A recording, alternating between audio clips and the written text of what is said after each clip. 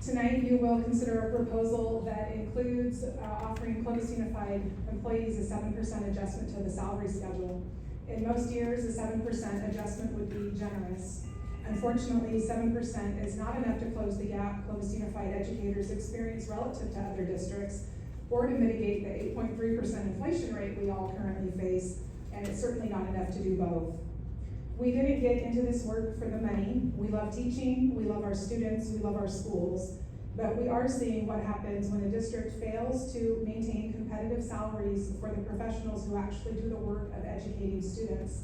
Because the priority's been putting money in reserves, we're now among the lowest paid educators both in the area and also when compared to like-funded districts across the state. And yet we have budget reserves far beyond what is needed. Indeed, the status quo has failed us. ACE considers the 7% a down payment on addressing the salary gap, but it cannot be the only solution. We're aware that $12.8 million is being held back to address the market study, but we must ensure that those funds are used to support frontline employee salaries. These decisions will be made through ECC, which is a concern for ACE, because members of ECC are required to sign a confidentiality agreement, which means their work is anything but transparent.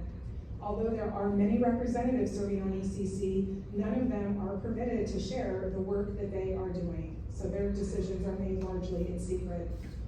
When your most veteran educators were hired, Clovis was able to say they paid the most to hire the best. Indeed, it was a source of pride for DOC that Clovis paid the most. But Clovis hasn't paid the most for many years, and it's time for this board to both recognize that and do something about it. ACE is asking you tonight to commit to closing our salary gap. To do that, the board must be bold and require that the district create a 3 to 5 year plan to solve the problem. Without making this a priority, we will just continue to fall further behind. Thank you so much.